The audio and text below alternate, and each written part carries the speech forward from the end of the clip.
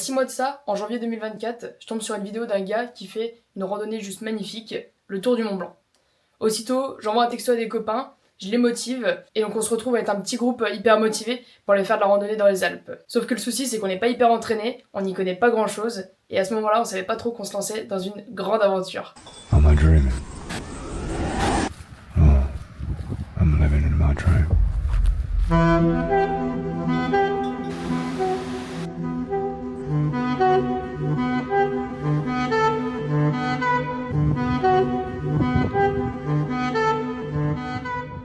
Mais le Tour du Mont Blanc, c'est quoi? En réalité, c'est 170 km de randonnée à travers 3 pays différents, la France, la Suisse et l'Italie. Mais c'est également 10 000 mètres de dénivelé au total. Mais c'est surtout des paysages magnifiques avec des fleurs, des animaux et plein de choses auxquelles on n'imaginait même pas. En attendant, les 6 mois passent et on n'est plus qu'un petit groupe de 3 à être motivé par le projet. Et c'est le 21 juillet qu'on se lance à traverser la France dans ma Clio 4, sans la clim, en pleine canicule. Et à ce moment-là, simplement, on savait pas qu'on allait vivre une des plus belles expériences de nos vies. Donc c'est pour ça que j'ai décidé de partager cette expérience à travers un petit documentaire. Donc ça y est, c'est le grand départ, la première randonnée commence, le 22 juillet, on part des Ouches, donc on a pris un télésiège pour monter, pour nous éviter une grosse montée sur la route. Et en seulement quelques minutes, on est plongé dans un décor mais absolument magnifique. C'est beau partout, simplement, n'importe où on regarde, il y a des montagnes, il y a des animaux, des fleurs, c'était juste magnifique. Et c'est à ce moment-là qu'on fait la rencontre de 2 ou 3 bouquetins qui étaient pas féroces du tout, qui avaient pas du tout peur de nous, qui osaient même nous approcher un petit peu. Donc on a pu passer un petit moment avec eux très sympathique. Le lendemain matin, on se réveille face au col du Tricot qu'on venait de monter la veille, avec un lever de soleil absolument magnifique. C'était un instant génial. Mais bon, on n'a pas trop perdu de temps, on s'est remis en route, on a replié nos tentes, parce qu'une grosse journée nous attendait. On s'est mis en marche en direction des Contamines Montjoie pour faire un ravitaillement. Oui, au bout de 2 jours, on avait déjà besoin de saucissons et de fromage, parce que notre consommation pendant le périple était un petit peu élevée, on va dire.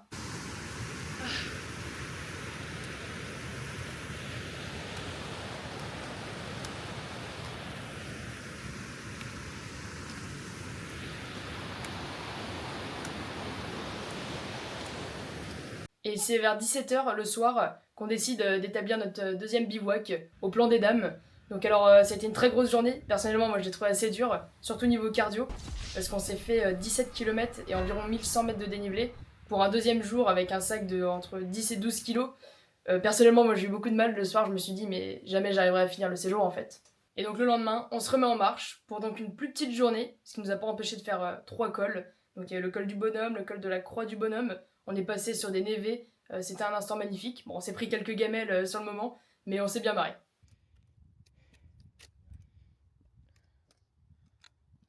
Et donc le troisième jour, on est descendu jusqu'à la ville des glaciers.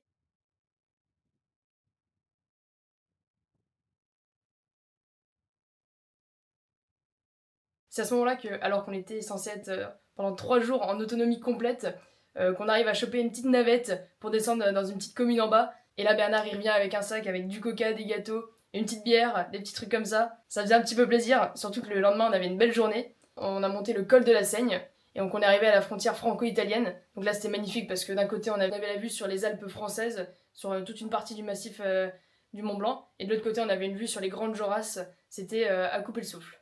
Passage à la frontière franco-italienne. C'est incroyable, là on a une vue juste dingue. Avec, je sais pas si on voit le Mont Blanc là-bas, Mont Blanc côté italien, là on voit pas vraiment le sommet. Et derrière là toute la vallée. Voilà, forcément il y a un petit peu plus de monde mais c'est incroyable, c'est trop bien.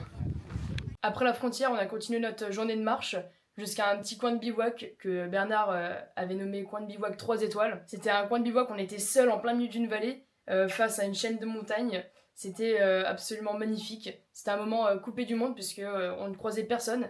À part, il y avait des aigles et des marmottes. On a croisé une petite fouine. Et à ce moment-là, on était seul au monde.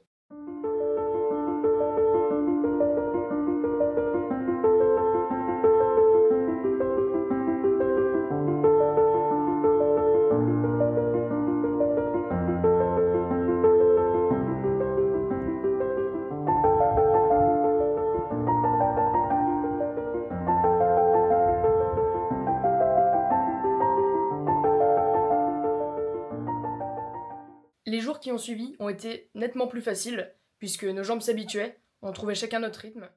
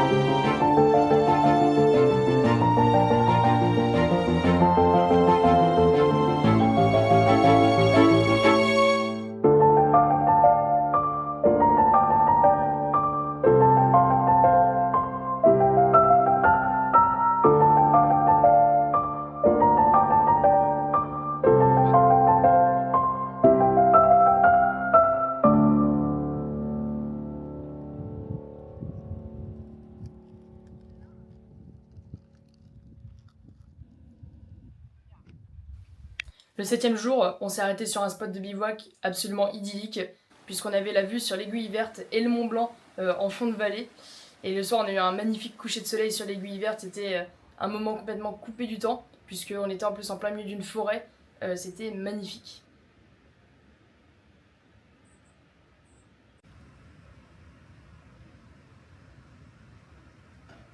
Le lendemain, on a entamé le balcon sud qui surplombe Chamonix et surtout qui est face au Mont Blanc. Donc là, on pouvait plus le rater, simplement le Mont Blanc. Sauf qu'on a eu très très chaud parce qu'on était en pleine période de canicule, donc ça a été assez compliqué. J'avoue qu'on avait très très envie de se baigner dans un lac. Mais bon, on a marché et on s'est trouvé un petit spot de bivouac le soir. Pour la première fois, on a eu une toute petite averse. Là, c'était exceptionnel parce qu'il faut en parler aussi. On a eu beaucoup de chance parce qu'on a eu un très beau temps tout le séjour. On a eu une averse une nuit en Suisse et on a eu un orage, même pas sur nous, un orage sur le Mont Blanc le dernier soir. C'était magnifique. En conclusion, ces 10 jours de randonnée autour des Alpes ont été absolument magnifiques. C'était 10 jours complètement coupés du monde.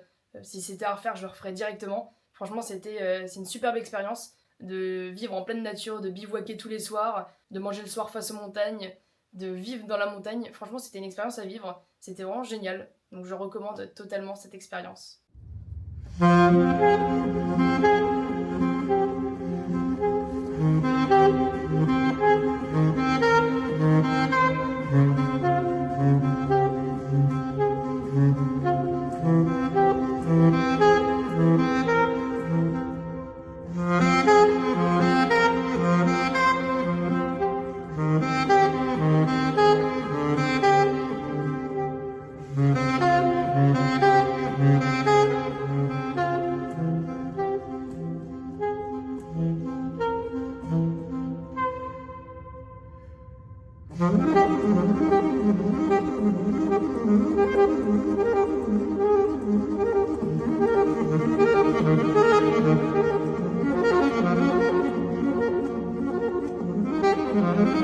Thank you.